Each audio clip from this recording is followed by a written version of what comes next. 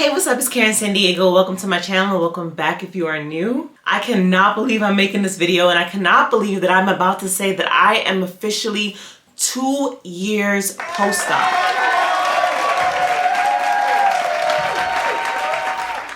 I got up here on this camera and started introducing all of you to my journey 2 years ago. I have been documenting this whole thing the entire time. I cannot believe that 2 years ago, I made a decision that was going to change the rest of my life in so many more ways than one.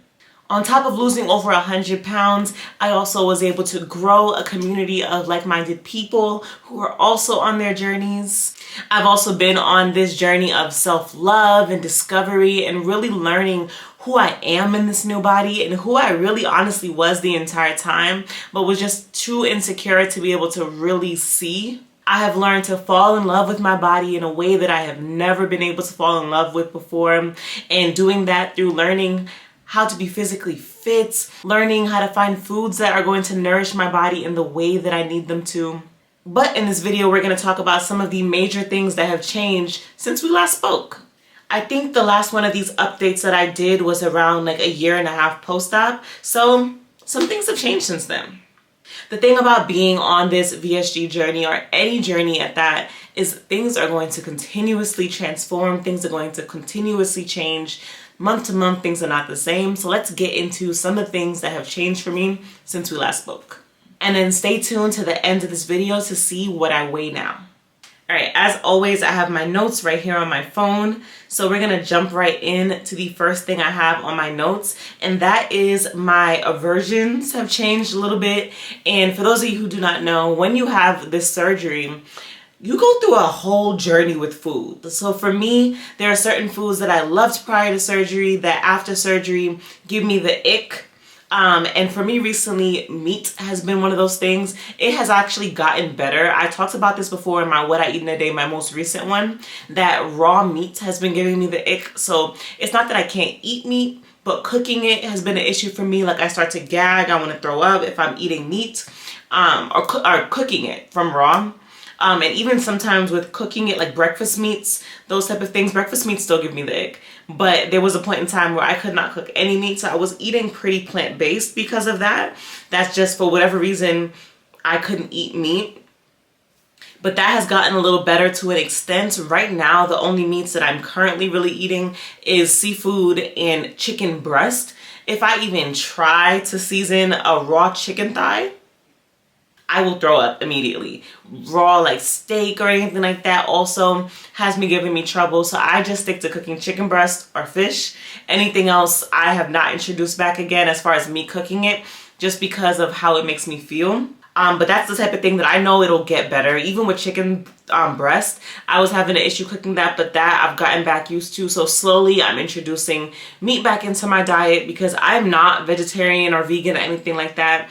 I do choose for, as far as like beverages, I drink plant-based milks. That's just a personal preference, not because of any like actual issue with dairy. I also don't really like cheese, so a lot of the times you'll see me eat plant-based cheeses. That's just what I like. It's not to do with like I'm a vegetarian or a vegan. I just choose to like a lot of plant-based things. But since we last spoke, I definitely have had an aversion to raw meat. So that has caused me to have to switch my diet up a little bit, but it is changing and I'm seeming to be okay with some raw meats now to where I can start introducing meat back into my diet. Throughout my journey, there has been a lot of different things that I've had aversions to. There's been point in times where I couldn't eat eggs because they were making me want to throw up. And not like actually eating it, like even just the sight of it or the smell of it was just grossing me out. Like they call that one like the egg ick. I've gotten that before. There's been points in time where like I didn't want yogurt, or I still can't eat avocados. Avocados make me want to throw up immediately now, and I loved avocados prior to surgery. I've had issues with like bananas at some point, chicken salad, like everything just kind of goes in and out. So I just have to kind of listen to my body and know what my body is wanting at that moment. But right now, we're getting back on the train of eating meat, but slowly. Next thing on my list is to do with birth control, and if you follow me on TikTok, then you've probably heard me talk about this already, but I recently got back on birth control. I wasn't on birth control for a little bit, but I feel like I was playing with fire because, as you know, when you've had VSG surgery, it can increase your fertility, and I don't want no more kids. I'm not trying to mess with that. But at the same time, like, I think I'm 32, which I still consider to be young. So I don't know if I'll change my mind about that. So I don't want to go to the extent of like getting my tubes tied or getting a vasectomy or anything like that. But I do know that right now I don't want kids. So I need to be using some sort of birth control. Right now I'm on birth control pills, but I feel like it is negatively impacting me as far as like my mental health. Like, I feel like from not being on it to being on it, I've noticed a decline there. I've noticed a little bit of like pimples more so than others. I've noticed more bloating, a lot of things that I feel like are tied to the birth control. So I am currently looking for a new method of birth control to be on. And I looped this into this video only because of the fact that prior to surgery, I was diagnosed with unexplained infertility, which is weird because I also had 2 pregnancies, but still had that diagnosis. So I was someone who ovulated very irregularly. So that's where that diagnosis came from. But now that I've had surgery, I have the inkling that I may be able to get pregnant a little easier. So I need to make sure that I'm doing something to cover myself in that department. But on the lines of birth control, something that I'm noticing since I've been back on birth control is whenever I do have my period, I notice that during those time periods, I am extremely hungry. Like, not like normally in my normal time, like today I've eaten already, but I've eaten once and it wasn't a big meal and I feel fine. But when I'm on my period, since starting back on birth control, I will be hungry all the time and it will make me want to snack or eat all the time. And I also notice that during those times, my restriction seems to be a lot looser than it is in other times of the month. So I don't know where that comes from or if anybody else experiences that as well, because it's strange to me that I have surgery. So like my stomach shouldn't be different regardless of the time of the month. But I definitely notice that I can eat more when I'm on my period versus when I'm not. And I don't really know what the reason for that is, but it's something that I definitely notice. That kind of brings me into my next point, which is I feel like if I'm talking back from my 1 year video, I think at 1 year post-op, I was at my lowest, which was 158. After that, like almost immediately after that, I had got to 165, which is my comfortable weight.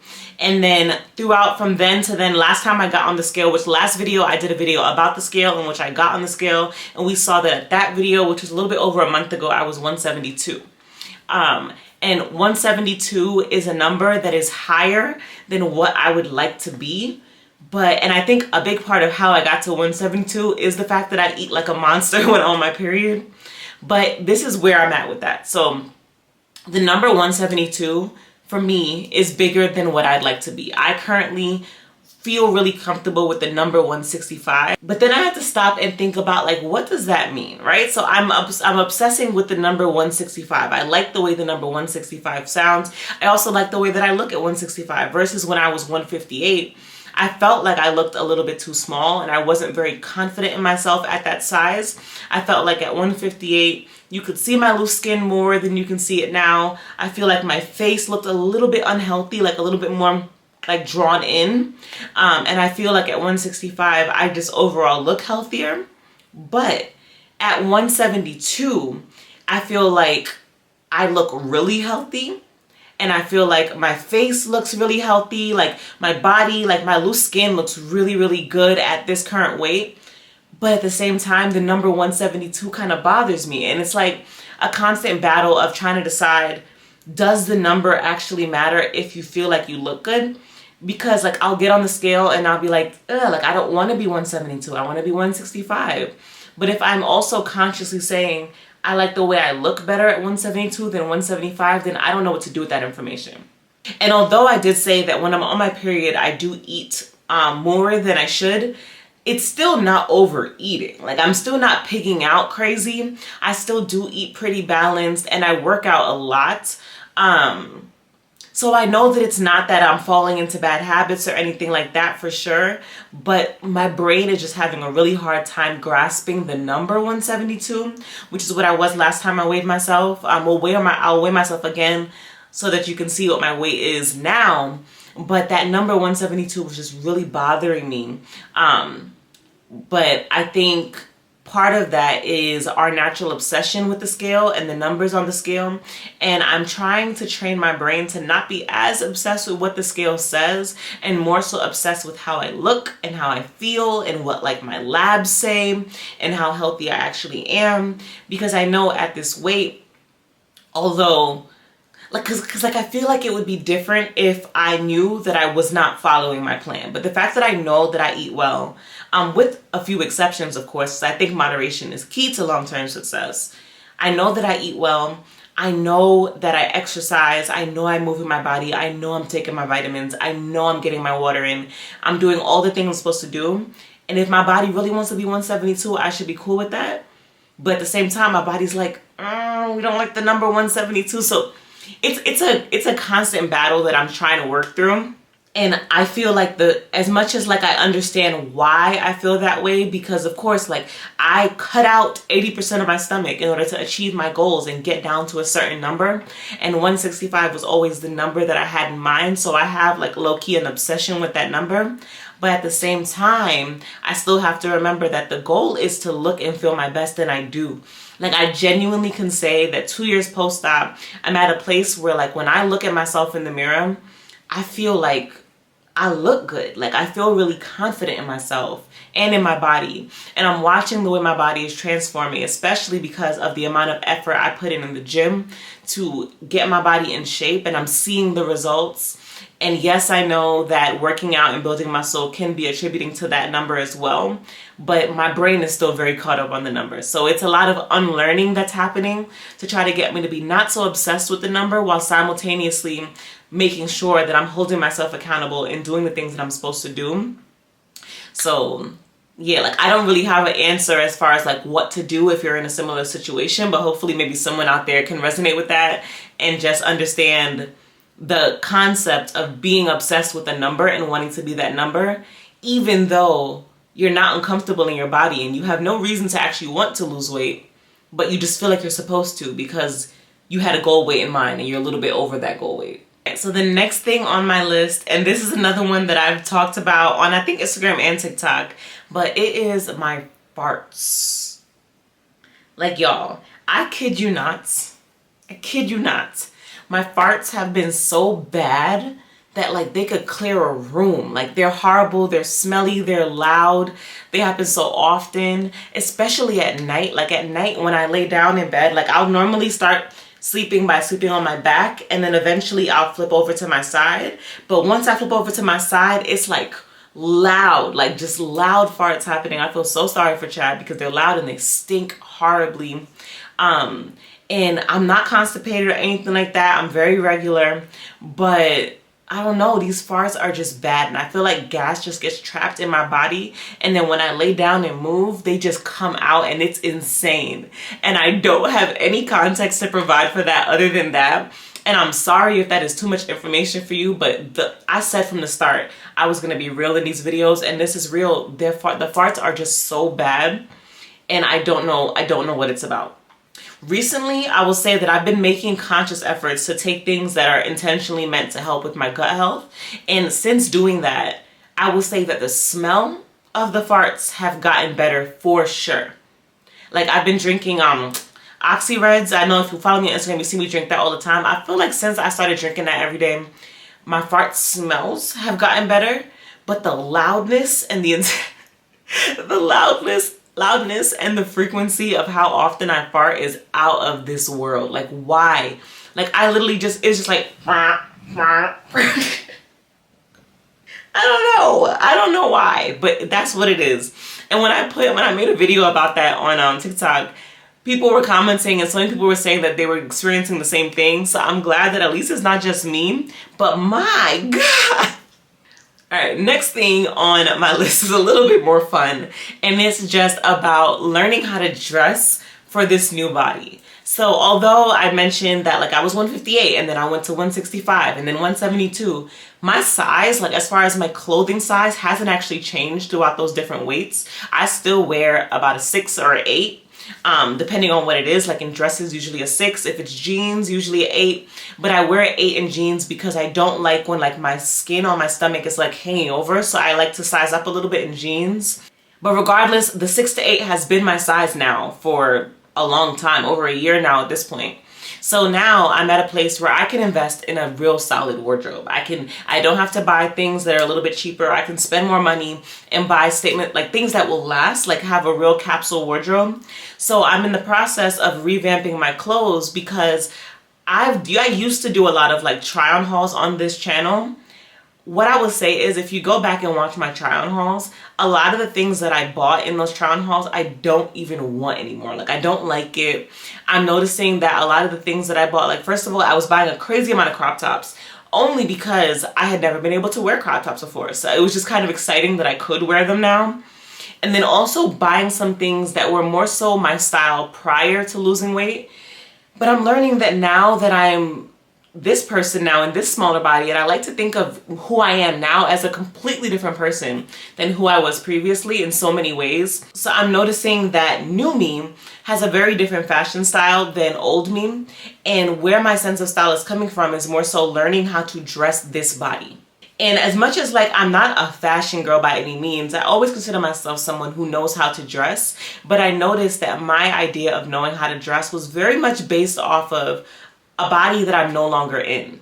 So certain things, like I use like high-waisted pants for an example, right? So I used to wear high-waisted pants a lot in my old body, but a big part of the reason that I wore those type of pants were because of my body size and the fact that if my pants were a little higher, like my stomach was in the pants, and I felt like that was more flattering for me at that size. Whereas now, I feel like lower rise pants are actually more flattering on me because I have a really short torso. And now that I'm wearing tops that are a little bit more form-fitted, it's more evident that I have a short torso. Whereas when I was in a bigger body, my tops were always oversized, so you couldn't really tell my body dimensions, like long legs versus long, like my clothes were just always oversized, so you couldn't really see me. But now that like I'm wearing more form-fitted clothing, it's more evident. So when I wear high-waisted pants now, you can see that like it kind of shortens my body, whereas if I wear lower rise pants, I get an elongated upper body, which is just more flattering. And it's the kind of thing that I wasn't noticing before because I didn't dress that way, that now I'm noticing, all right, for my new body type, I need to wear these type of styles. I need to wear these type of fabrics, even fabric. I'm noticing that when it comes to like having loose skin, and I don't have a lot of loose skin, but I do have loose skin.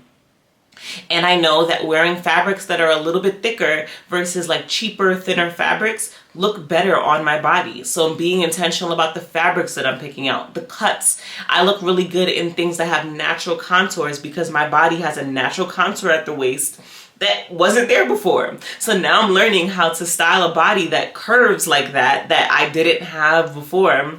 And buying things that accentuate my features on my body that I didn't have before. So now I'm learning what are the things on my body that I want to accentuate, what styles would best accentuate that, and really learning how to dress a completely different person. Like honestly, sometimes shopping feels like dressing up Barbie dolls or dressing up like dolls or something like that. Like it feels so weird because sometimes I'm like, I'll pick something up and in my head, I'm like, that's way too small, but no, it's not. Or I'll be like, that's not gonna look good on me, but yes, it will. Because I still have my old body in mind and forgetting that this is a completely different body that I'm dressing now. So there's a part of me that is completely stressed out about that because now with that information, I'm trying to figure out what stores are the best for me to shop at.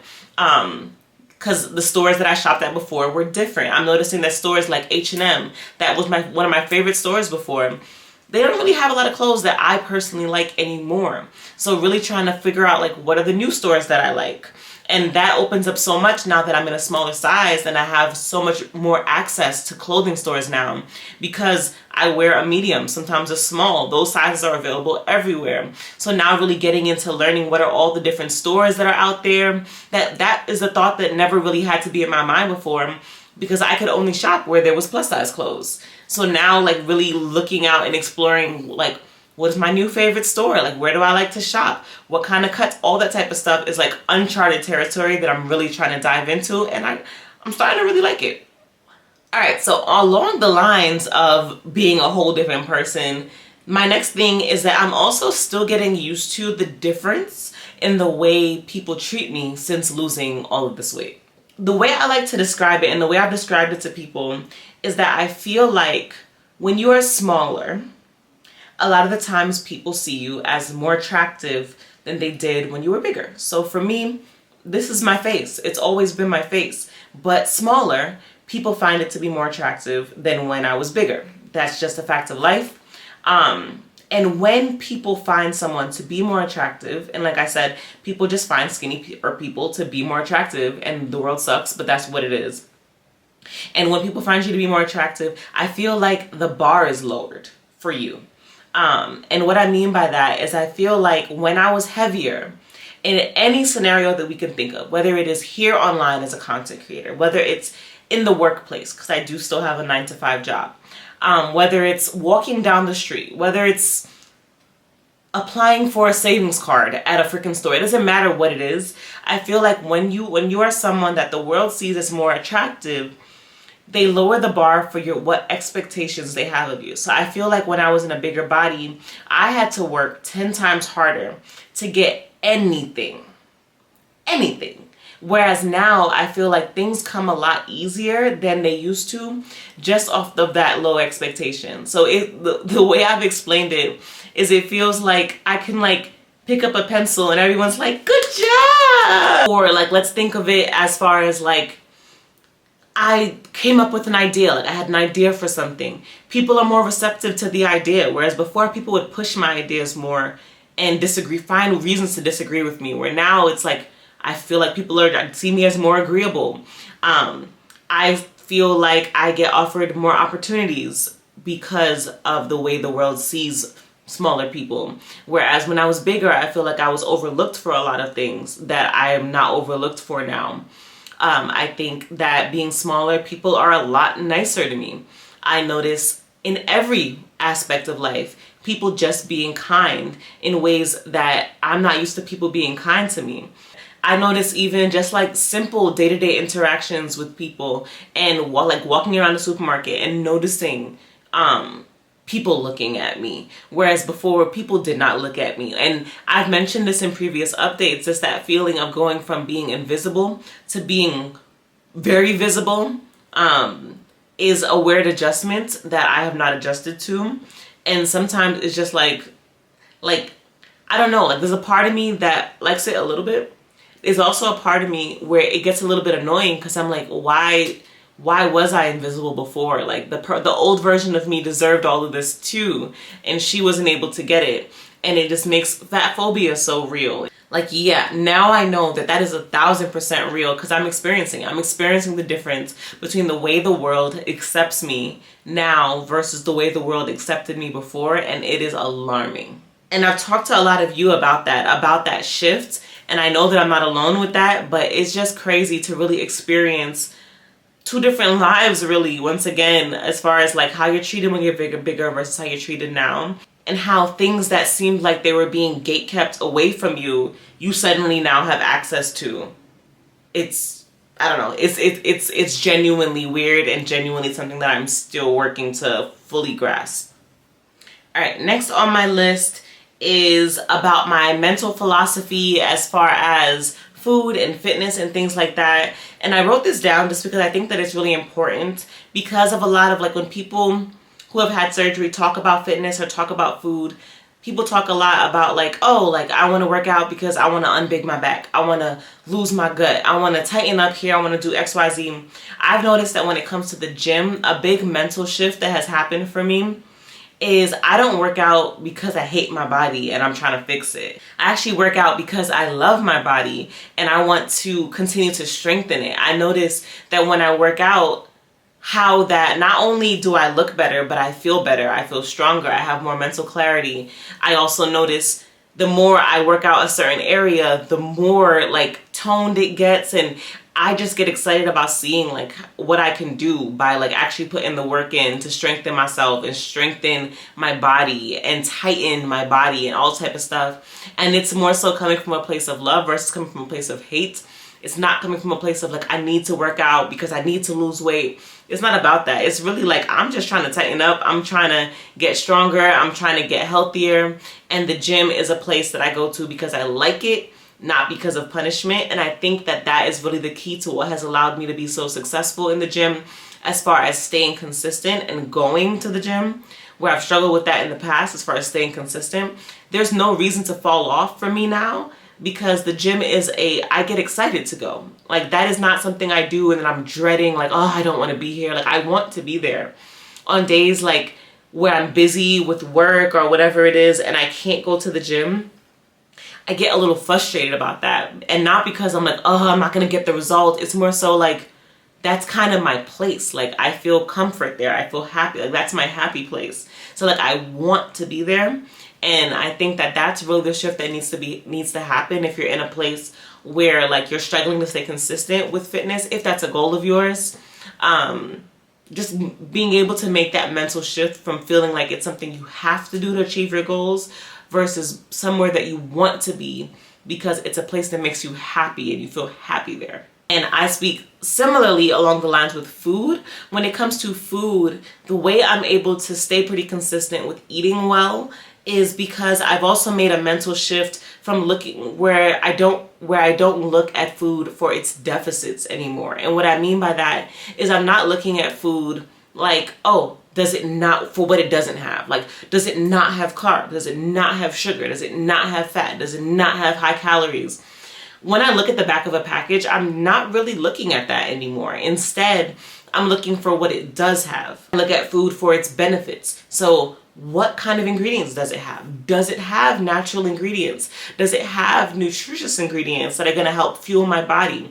Does it have protein? Does it have carbs if I'm eating it earlier in the day? Because I'm like, ooh, like sometimes in the morning, I'm like, I'm feeling really tired. I want to make sure I give my body carbs because I know those carbs are going to fuel me. Or I know I worked out today, so I want to give my body protein so that it can help recover my muscles. Or I want to make sure that I'm giving my body more nutrients because I know that like that's going to help me feel better or whatever it is. Just looking at food for what it does have and what it can do for me. And what I find is just naturally by looking at food that way, you end up eating things not only that you love, but you learn to love healthier things because you learn the real benefits behind food. And on the opposite of that, I noticed that back when I was looking at food for does it not have carbs, does it not have this, does it not have that, you end up eating something because the back of it says it's low carb, it's high protein, it's low fat, it's low sugar, it's low this, low that. But did you look at what it does have? Because it don't have nothing else. Like the ingredients suck. It's barely food, but it doesn't have carbs.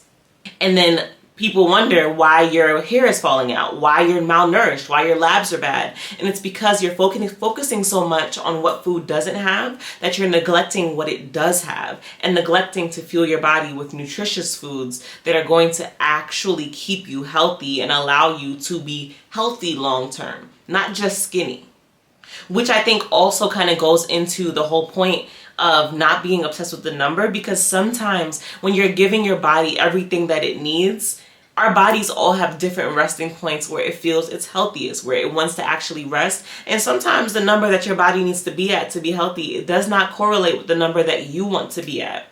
But being able to really think about like health being the number one goal. So with that, I feel like I've started cooking so much more. I don't really rely, like I have like some protein stuff. Like I drink powdered protein shakes after my workout only. I don't drink shakes every day, really only when I work out. I do have protein bars, but I really keep those in my car just for like on the go, need to grab something. And honestly, I eat those, like I'm talking about Bear Bells. I eat those because I like them. Like they're genuinely just good. They taste like candy and they're high protein, so cool. But I don't supplement with like those type of things for my daily protein intake. I like to get my protein from food. Also, just as far as like eating a lot of prepackaged foods, I really don't eat a lot of prepackaged foods. I don't eat a lot of fast food. I'll have Chick-fil-A from time to time. But the reason for that is not because of weight loss or weight gain. It's really just because I have learned to enjoy cooking because I know what I'm putting into my food and I know that I'm fueling my body, and finding new ways to cook to where I can add in as much healthy, nutritious ingredients that I know what's in there, that it just brings me joy.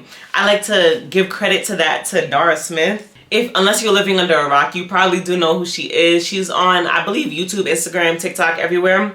And she makes a lot of food from scratch. And watching her kind of encouraged me to want to make more foods from scratch and really start really cooking and making sure that I'm making healthy food.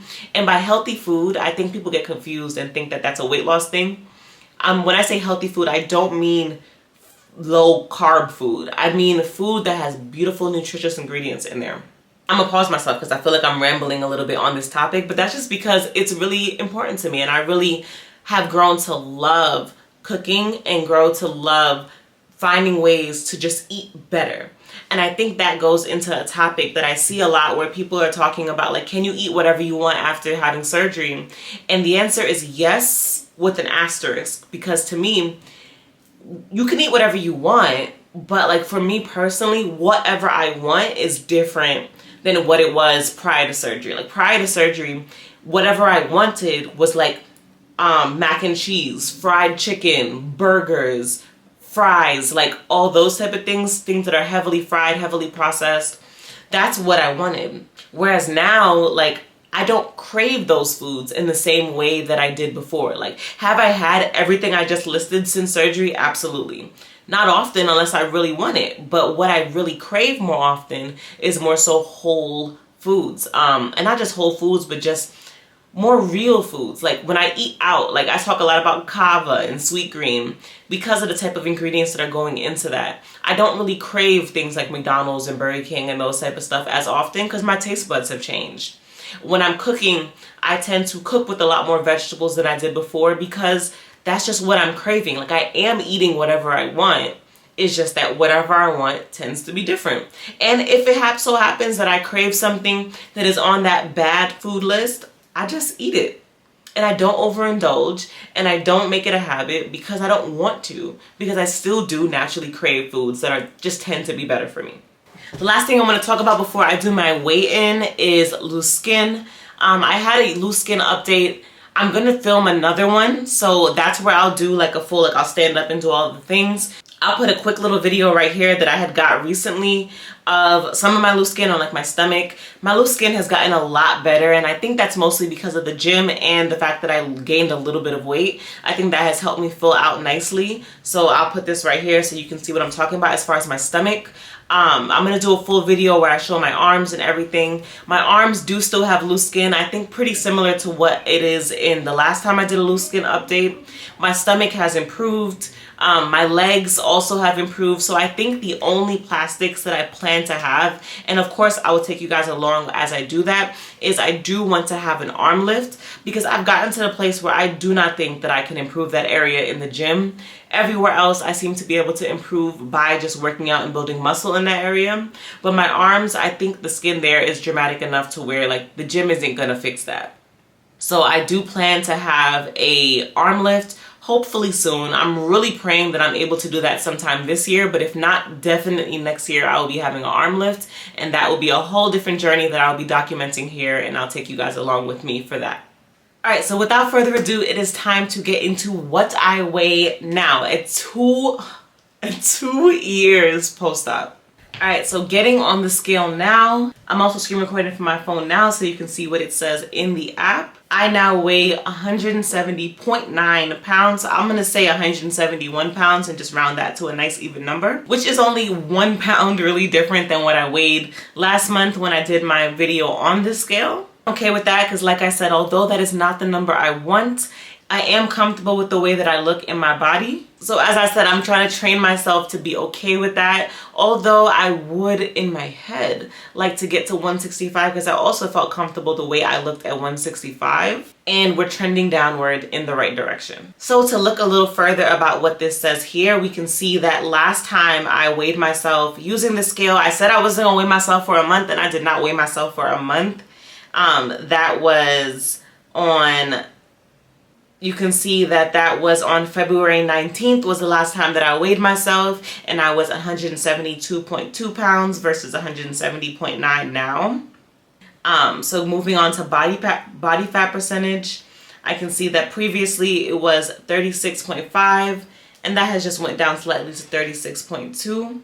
I can also see that my muscle mass was 59.7 before, and that has went up 60%, which I think is great because I am working on building muscle. So to be able to look in the app and see that my muscle mass has increased, that's great, which also we know can contribute to the number on the scale. So it's fine that I'm seeing that my muscle is continuing to go up.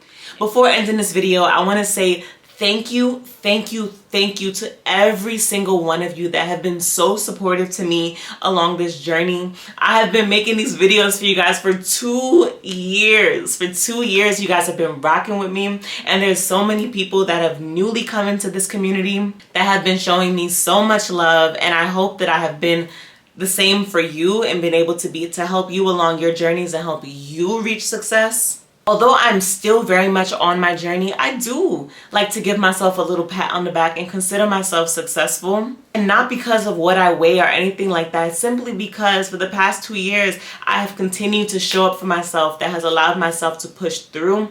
Even when I have low moments, I've been able to build back up the courage. And I feel like a huge part of the reason that I have been able to continue pushing for success in this journey is because I have all of you. Sometimes I feel like as much as, creating content is to help motivate people along this journey, it has also been a huge accountability tool for me to make sure that I'm staying focused, to make sure in order for me to provide you guys with this content, I got to be on top of things. And that has allowed me to be successful in a way that I don't know if I would have been able to if I didn't have you guys and this community as a whole. So I like to think that I would not be where I'm at if it wasn't for you guys. I know a lot of you say that to me, but I'm throwing that right back at you. Down below in the comments, I want to know, when's your surgiversary? Are you also celebrating 2 years for those of you who started this journey with me?